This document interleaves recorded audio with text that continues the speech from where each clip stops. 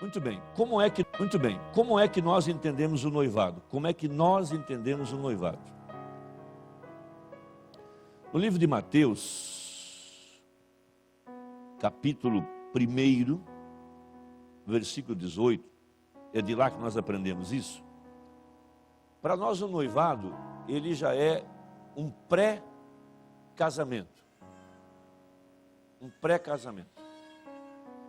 Então, o casal, depois de orar, depois de conhecerem-se uns aos outros, conhece a família dele, a família dela. Então eles oram, como disse o profeta, o tanto que nós orarmos ainda é pouco. Porque o casamento, ele deve ser indissolúvel, ele é até que a morte nos separe. Eu sei que não é essa a condição do mundo atual, porque o mundo atual hoje está assinalando os dias de Noé, casando e dando-se em casamento. Isso está por toda parte, não é só algo aqui no Brasil, é por toda a Europa, por toda a América, por toda a África e assim por diante. As pessoas não estão mais levando a sério a instituição do casamento, sendo que o casamento, ele pertence à casa de Deus, porque foi Deus quem uniu o primeiro casal, Adão e Eva. Veio de lá. Por isso casar é uma coisa de Deus. Casar é algo de Deus. Depois da salvação, a melhor coisa que Deus pode dar a um homem é uma esposa. Então isso é algo divino. E ninguém deve ficar constrangido ou com vergonha de desejar casar. Isso faz parte da vida. Mas tudo debaixo do temor de Deus, com oração, com reverência, porque isso é para a vida inteira. Desculpa a expressão, né? É como um contrato que você assina. Um contrato que é para a vida inteira, que não pode ser quebrado. Não pode ser quebrado. Se a pessoa quebra esse contrato, ela vai colher consequências. Porque ninguém casa com uma pessoa e depois descasa sem deixar marcas um no outro. Compromissos, responsabilidades, muitas vezes filhos e assim por diante. E aquilo vai acompanhar pela vida inteira. Não tem como anular isso. É como que você pegasse 2 folhas de papel. Imagina que isso aqui fossem 2 folhas de papel A4, todas branquinhas, limpas, né? Aí você junta as duas, né? 2 pessoas, ele e ela, cola bem, né? E torna-se um só papel. Esse é o projeto de casamento. Para que homem e mulher tornem-se uma só carne. Esse é o projeto. Foi assim que Deus fez, macho e fêmea os criou, né, para ser um só no Senhor. Mas vamos que lá no meio do caminho haja um acidente, alguma traição, adultério, uma incompatibilidade, alguma coisa que faça com que os dois não consigam mais viver juntos. Você acha que é possível descolar a folha de papel sem deixar um pedaço, um pouco aqui, um pouco aqui? É impossível. Aquilo cola tanto que vai ficar um pedaço nessa folha e um pouco nessa folha. Ficam marcas ali para o resto da vida. E não importa quantos anos se viva, aquelas marcas vão ficar lá. Porque isso foi feito por Deus para ser indissolúvel. É até que a morte nos separe. É claro, muitos de nós aqui temos 2 casamentos, alguns com 3 casamentos. Isso não vai roubar o seu arrebatamento. Mas você sabe que preço você paga. Comprometimento, responsabilidades, criança que tem que ser educada, criança que tem que ser tratada, e família que você tem que dar, tem que responder aqui, responder ali, sogro e sogra, porque quando uma família entra dentro da outra, não é só o casal que vai se relacionar, é pai, mãe, é tio, sobrinho, as famílias vão se relacionar. Isso tudo envolve um grande comprometimento. Então, o propósito de Deus foi, né, uma vez perguntaram para Jesus a respeito de casamento e divórcio, né, pessoas que casaram, descasaram e tal, disse, olha, no princípio, macho e fêmea os criou. Esse foi o propósito de Deus. Eu sou da opinião que para cada macho é uma fêmea. Para cada homem, Deus criou a esposa certa. Agora, nós nos precipitamos, nós avançamos o sinal, nós nos envolvemos às vezes com as companhias erradas, porque casamento tem duas formas de contraí-lo. Um é por predestinação, por Deus, uma escolha de Deus, outra é por circunstância. Às vezes por família, às vezes porque a moça ficou grávida antes do casamento, às vezes porque ele desonrou ela, né? Ela era uma moça virgem e ele a desonrou, ele está obrigado a casar com ela. Obrigado, ele pode até fugir, mas diante de Deus ele deve aquilo. Qualquer homem que entra dentro de uma mulher, ele deve a ela casamento para o resto da vida. Ele pode fugir quando ele quiser. Deus um dia vai cobrar isso dele. Porque não é brincadeira, isso não foi feito para brincar. Infelizmente está assim. Infelizmente. Não estou corrigindo ninguém, nem envergonhando ninguém, só dando uma pequena informação, né? Ora, o nascimento de Jesus Cristo foi assim. Estando Maria, sua mãe, desposada com José, antes de se ajuntarem, achou-se ter concebido do Espírito Santo. Então nós entendemos que ela já era noiva de José, mas eles ainda não tinham coabitado. Ou seja, o noivado era já um contrato de casamento. Então, o que une o casal não é apenas um anel no dedo. O anel é apenas um sinal. O que os une é a palavra que um dá para o outro. Só que essa palavra que a moça dá para ele, ela não pode dar essa palavra sem um consentimento do pai. Nós aprendemos com Mombrana, por isso nós vamos ver nas cerimônias de casamento, que antes do Mombrana casar os dois, ele perguntava para o pai, qual pai se responsabilizar por aquela moça ali? Pode ler as mensagens. Quem responde por ela? Porque na Bíblia, quando uma moça fazia um voto, se o pai não tivesse presente e o pai concordasse, se o pai não estivesse presente e ele não concordasse com o voto, ele tinha direito de anular o voto. Porque o voto dela não valia sem que o pai dela consentisse. Dali vem o ditado, muito antigo, que quem cala consente. Quer dizer, se a moça fizesse o voto e o pai se calasse, e tudo fosse levado ao voto, ao comprometimento, aquilo estava encerrado. Daí vem aquela frase, quem cala, consente.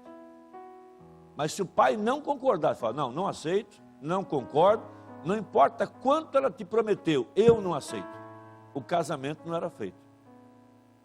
Isso é Bíblia. Nós fizemos muita coisa errada na vida. Muita coisa errada na vida.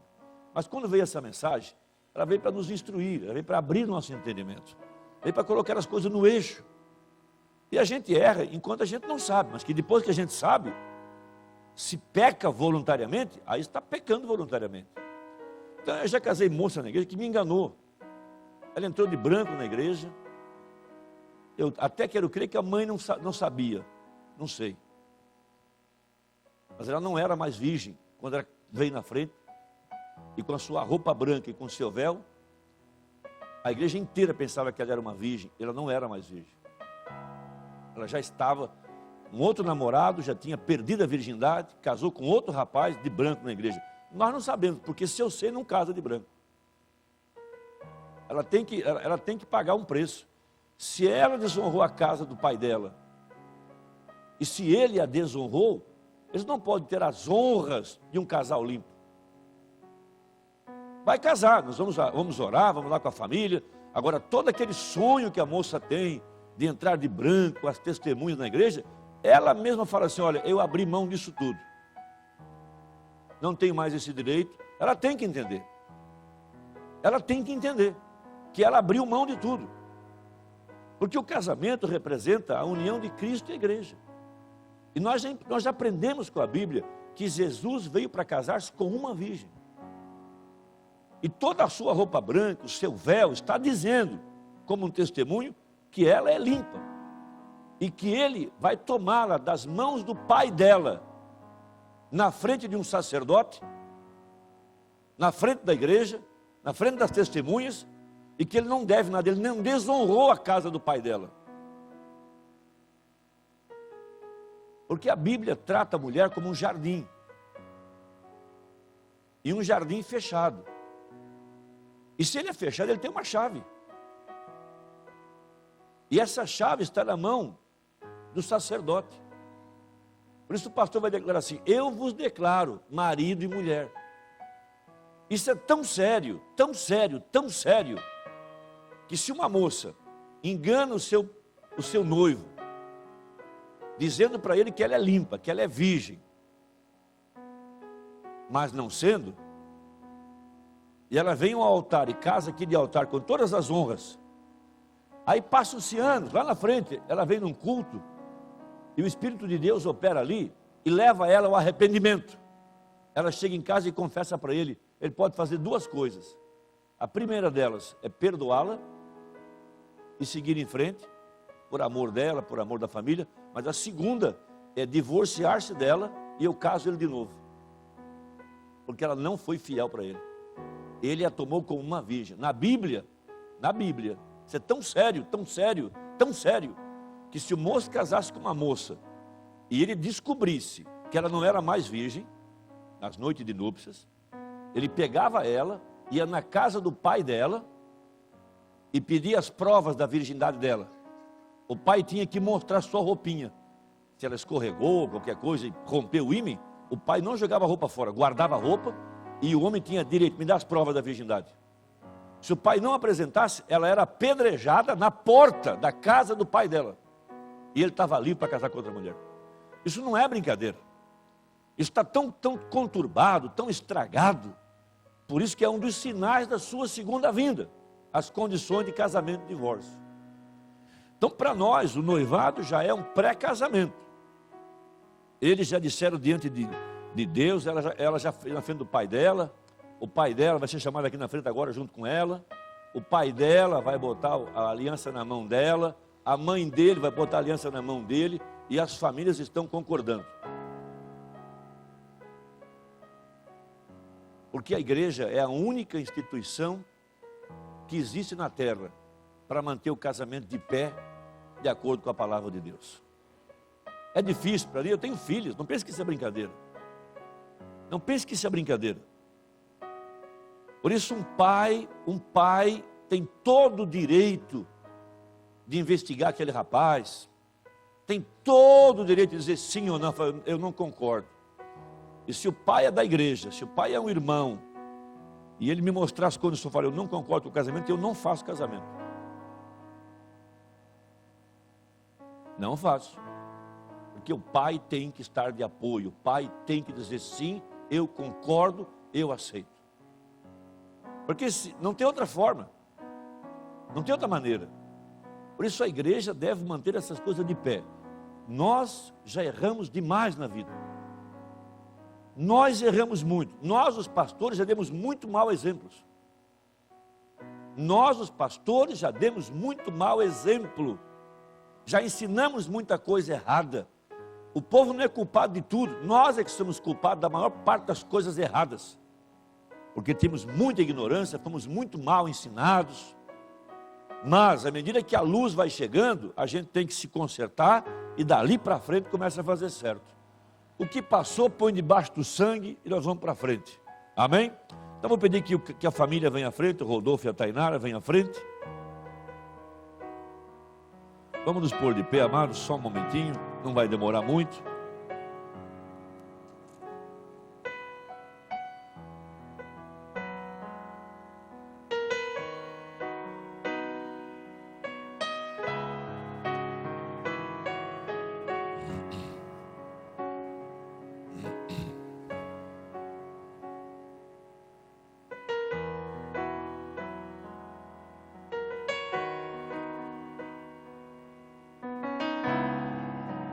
A Jennifer vai cantar um hino? Fica pronto ali, Jennifer, então. Bom Pedro, uma Norma, uma Marta.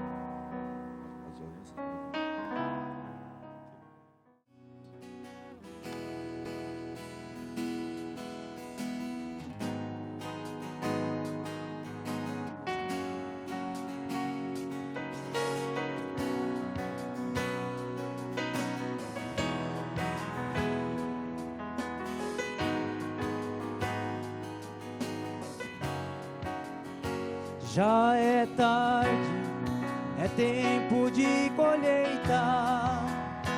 Vejo o sol sobre o campo a se deitar. Quem será tão bela donzela? E esta em meio ao trigo vem ceifar. Dou ordem ao chefe dos cefeiros, para que meu mensageiro deixe o trigo cair no chão. Quero vê-la sempre aqui, a esta nora de Noemi, como agradou o meu coração.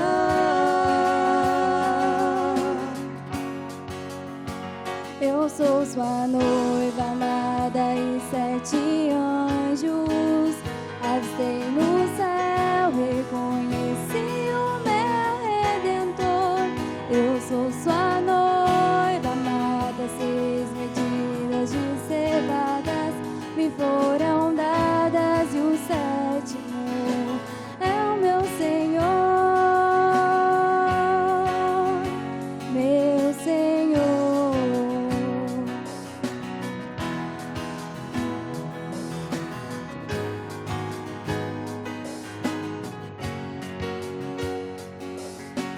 Ela descobriu meus pés e em silêncio veio se deitar. Eis aqui, mulher virtuosa, que por amor à sogra de seu povo deixa. Então não temas, filha minha, do Senhor tu és bendita, pois vieste somente a mim. Simplesmente fique aqui, porque eu irei te redimir quando o sol trouxer o amanhecer.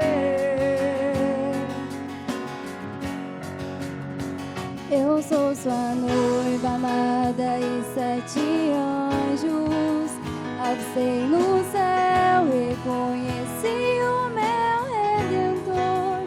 Eu sou sua noiva amada, 6 medidas de cevadas me foram dadas, e o 7º é o meu Senhor,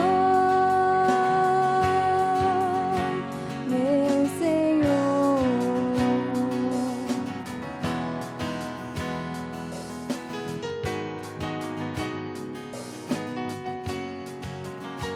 Espera, Filha minha, tu não estás mais sozinha. Boaz não vai descansar até te redimir para estar ao seu lado, ao seu lado, ao seu lado.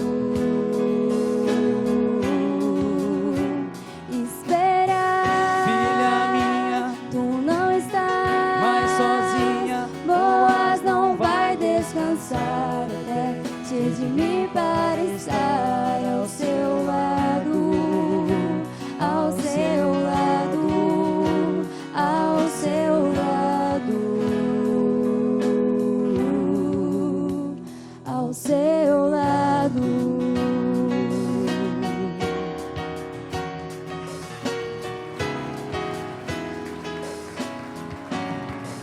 Amém, amém. Eu creio que todos nós entendemos a responsabilidade que é. Isso é um voto. Vocês estão cientes que até que a morte nos separe. A Bíblia fala a respeito dela: jardim fechado és tu, irmã minha, esposa minha, manancial fechado, fonte selada. É dessa forma que a Bíblia olha para fala de nossas irmãs, né? Nossas preciosas irmãs. Nós queremos que todas elas sejam belas, mas que sejam naturais. Queremos sempre que elas se portem de forma natural. Então, Rodolfo, E irmã Tainara, para nós é um grande privilégio saber que vocês têm orado e estão chegando nesse momento com bastante reverência, temor e sabendo da importância que é essa decisão. Você tem tido todo esse tempo para conhecer a irmã Pedro, conhecer a irmã Norma, ela também tem conhecido a irmã Marta, e as famílias vão se relacionando. É claro que vocês vão viver, vão ter o lar de vocês, vão ter a sua própria casa, mas vocês estão ligados por família. Não tem como desconectar isso. Embora a Bíblia fala, deixará o homem seu pai e sua mãe, e se unirá a sua esposa, e serão os dois uma só carne. Então, uma vez que vocês estão cientes diante de Deus, convictos, né? Nós aprendemos que o absoluto, aquilo que realmente nos faz tomar essa decisão é o amor no coração, né? E eu quero te fazer uma pergunta bem simples, depois fazer a mesma pergunta para ela. Você vai falar diante de todos, né? Uma pergunta que o profeta fez para um jovem. O rapaz chegou no Mombrana como um profeta, né? Ele pensou que o Mombrana teria uma visão a respeito do casamento.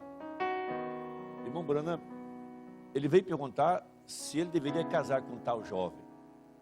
Mombrana era um profeta, tinha visões, ele podia ver muitas coisas. Mas nesse dia, ele deu uma resposta muito simples, que salvou a todos nós, os pastores. Ele perguntou para ele, você pode viver sem ela? Não, não posso. E ele perguntou para ela, você pode viver sem ele? Não, não consigo. Não pode mesmo? Tem certeza? Ela queria que fosse muito rápido a cerimônia. Não pode ser muito rápido. Tem que ser bem devagar. Aí tem os votos, vocês vão dizer alguma coisa um para o outro. Então assim, a gente deve chegar, como aprendemos, né, com muita responsabilidade, com temor no coração, porque essa decisão, ela é a segunda decisão mais importante da nossa vida, depois da salvação. Vocês estão dando a palavra que vocês vão viver para o resto da vida e, pela graça de Deus, pela eternidade. Vocês devem crer que Deus os está juntando, os está unindo, né? Ele veio de São Paulo, veio para Joinville, e se conheceram, começaram a se relacionar, e nasceu um sentimento e começaram a orar. E até onde eu sei, né, tudo está de acordo com os ensinamentos que vocês têm recebido. Então você quer falar alguma coisa para ela nesse momento? Dar o seu comprometimento? Quais são as promessas que você faz para ela? Porque casamento é feito por promessas. E promessa é a garantia que ela tem de que você, sendo um homem honesto, cristão, você vai lutar para cumprir as suas promessas. Porque casamento é uma promessa. Você promete algo. Então não prometa que você não vai dar conta, mas o que você pode cumprir. Qual é a sua promessa para ela? Olha bem nos olhos dela. Você já sabe que eu te amo muito. Eu não vejo minha vida sem você. Eu agradeço a Deus por sua vida, por esse presente que Ele me deu, que é abundantemente mais do que eu pedi ou imaginei. Uma verdadeira cristã, uma mulher virtuosa. E eu prometo continuar te amando sempre, te respeitando, te honrando.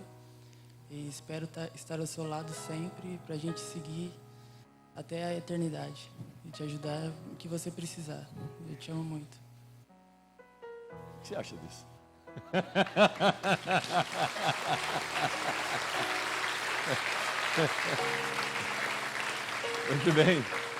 Muito bem, Tainara. Como eu disse, promessa é um casamento. Aliás, casamento é uma promessa. Que promessa você faz para ele como uma esposa, de acordo com o que você aprendeu na Bíblia? Bom, eu queria citar uma coisa antes, que quando o Isaías estava pregando no culto de jovens, eu fiquei pensando que o Senhor também sempre pregava que o amor é uma escolha. E eu sempre perguntei, mas como assim? Tipo, eu posso escolher quem eu quiser. E daí o Isaías falou assim que quando Eliezer foi buscar Rebeca, Deus escolheu Rebeca para Isaac. Aí eu pensei, né? Deus escolheu ele para mim. Então, não tem como eu não escolher ele. Eu escolhi amar, eu prometo ser fiel sempre, te amar sempre, te respeitar. Quando tivermos um lar, fazer dele um pequeno céu. E eu te amo. Amém.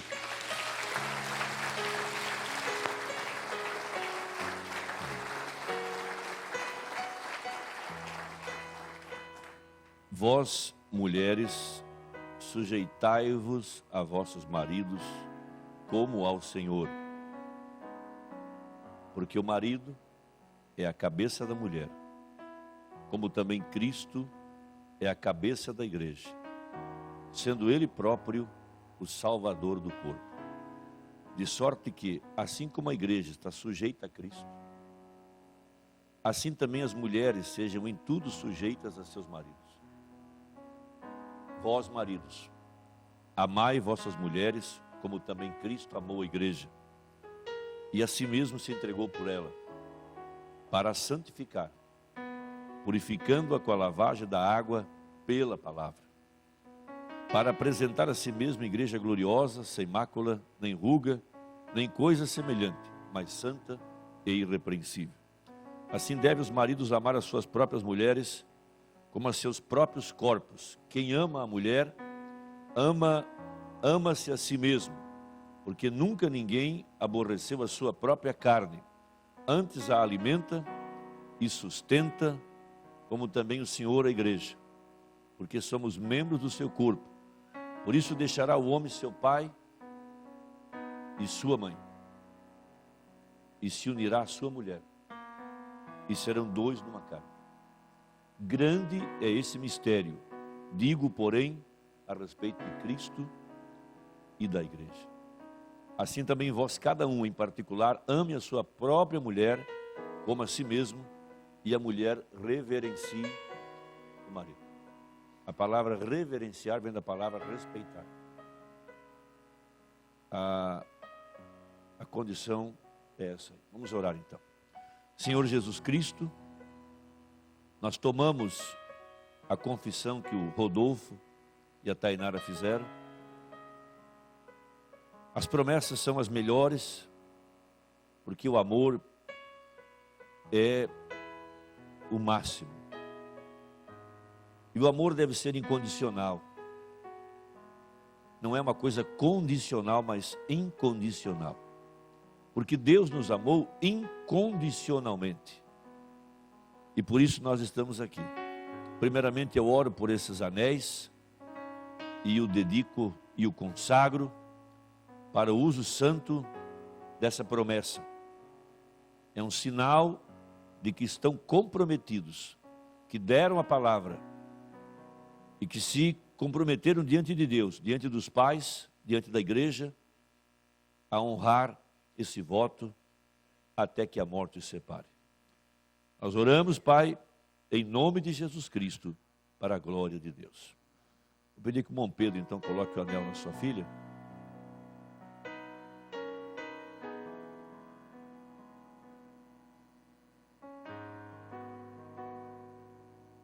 Irmã Marta, a senhora coloca no seu filho.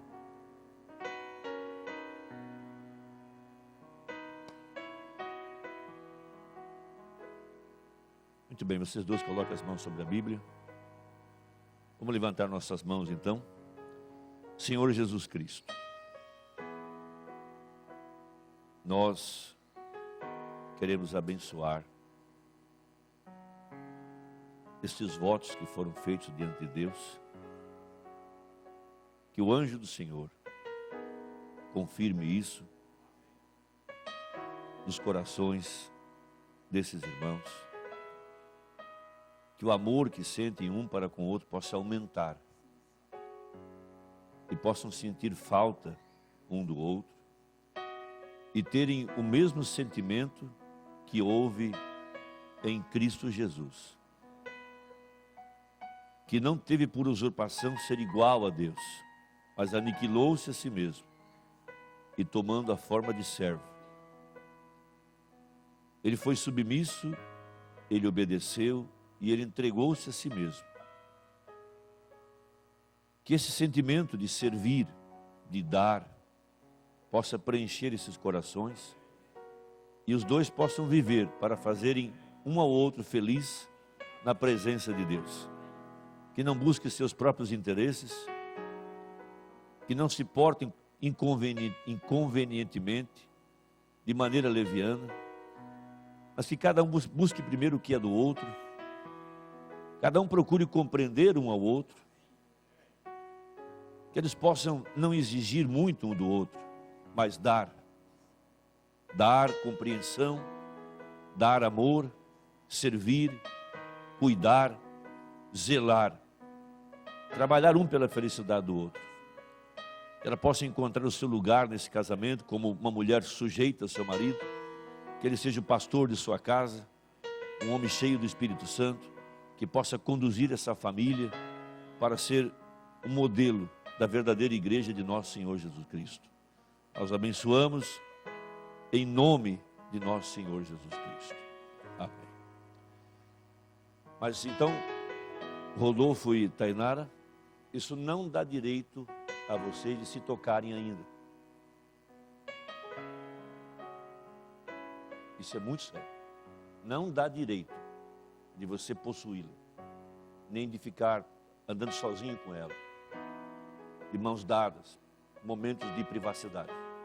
Chegue até o final, até o dia que o pastor disser assim: eu vos declaro marido e mulher. Honre o seu caráter, e pegar essa moça da mão do pai dela, no dia do casamento, limpa, na frente da igreja, para que você não tenha do que se envergonhar. E viva a vida inteira, sabendo que você fez o certo. E você, como mulher, tem que saber se guardar. Cuide da sua moral, cuide da sua honra. Você que vai dizer não, ainda não é tempo.